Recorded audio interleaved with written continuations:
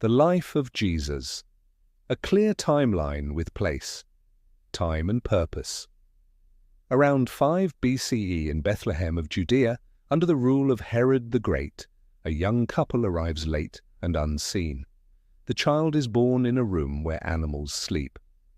Shepherds step in from the fields with night still on their clothes. Months later, learned travelers reach Jerusalem asking for a newborn king. A palace grows afraid. Orders move like knives.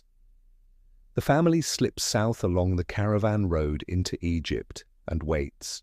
When Herod dies, they return and settle in Nazareth in Galilee, a hill village above a trade route among builders, farmers, and fishermen. He learns wood and stone under Joseph. He learns songs and scripture with Mary and the elders at the synagogue. He grows with calloused hands and a steady gaze. At about 12, he goes up to Jerusalem for Passover. The city hums with pilgrims and prayer. When the caravan leaves, he stays behind in the temple courts, listening and asking questions that draw long answers. His mother finds him after days that feel like years.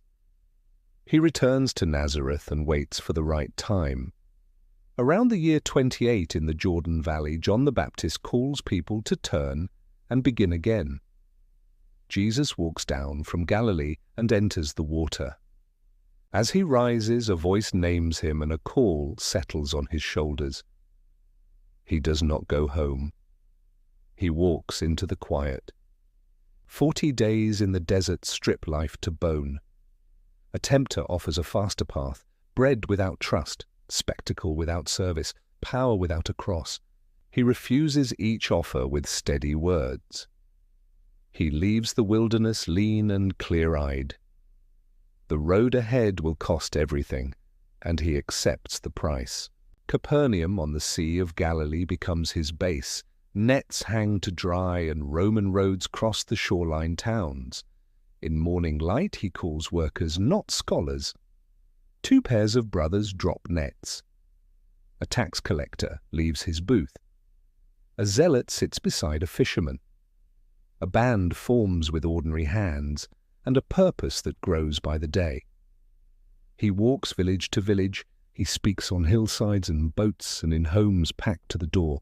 He tells short stories that fit in the palm, seed and soil, light and stand, yeast and dough. He touches the untouchable and sits with the avoided. A fever leaves a mother-in-law. A paralyzed man stands and carries the mat that once carried him. A girl breathes again, and her parents forget how to speak.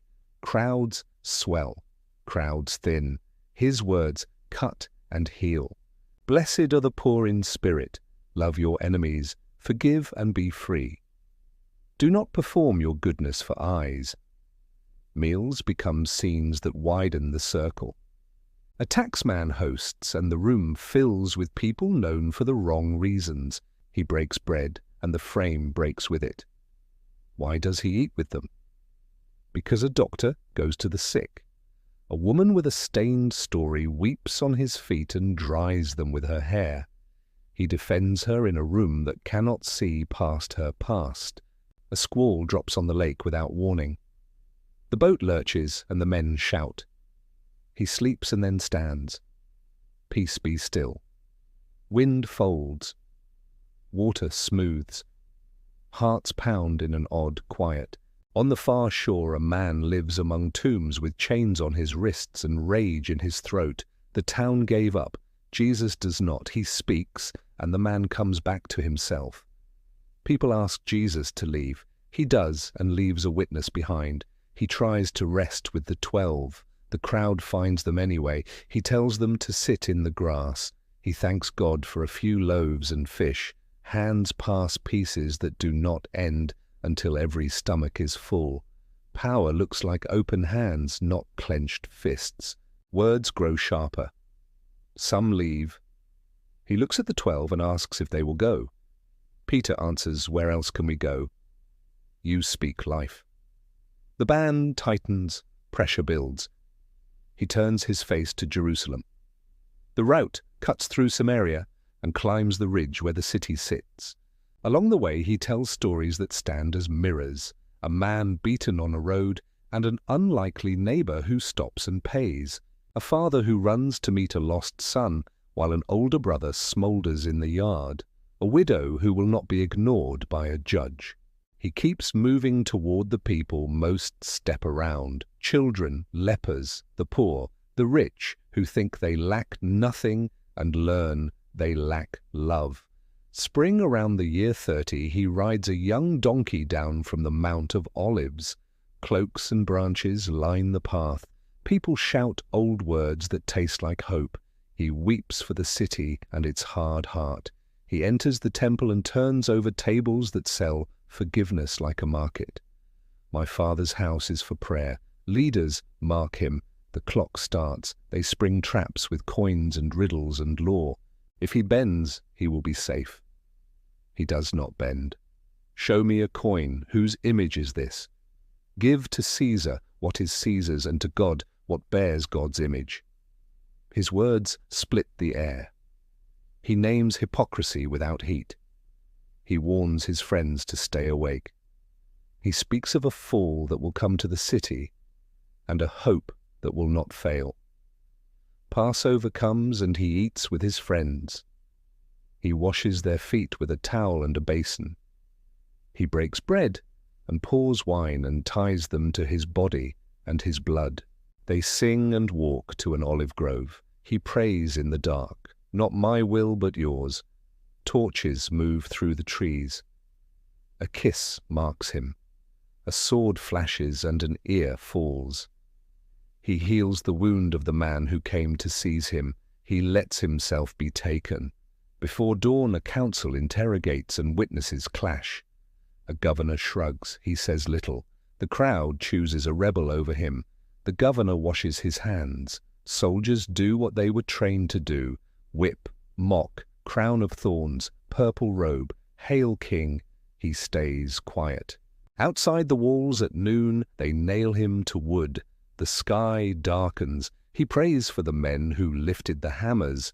He gives care for his mother to a friend. He thirsts. He cries a last loud cry. He releases his spirit. A centurion who has watched many men die says, "Surely this man was righteous." In the temple, a heavy curtain tears from top to bottom. A barrier falls. A council member finds courage and asks for the body. He wraps it and lays it in a new tomb cut from rock. Women who followed him from Galilee see the place. A stone rolls into its groove. Soldiers stand guard. The city turns to festival and sleep. At dawn on the third day, women carry spices through thin light. The stone is moved. The tomb is empty. A message meets them: do not be afraid. He is not here. Go tell his friends he goes ahead to Galilee. They run with fear and joy, burning in the same breath. In a garden he speaks a name, and a woman knows him. On a road he walks with two friends, and breaks bread, and their eyes open. In a locked room he breathes peace on those who ran. A week later, a doubter touches wounds and drops his arguments. At daybreak on a beach, he cooks fish and restores a friend who denied him 3 times with 3 simple questions. Do you love me? Then feed my people. Shame becomes a calling. On a hill in Galilee, he says, Go. Make learners in every nation. Teach what I taught you. I am with you always. In Jerusalem at a feast, wind fills a room. Fire seems to rest on heads. Fear drains away. Words spill out and cross borders in a single morning. A few thousand join the way.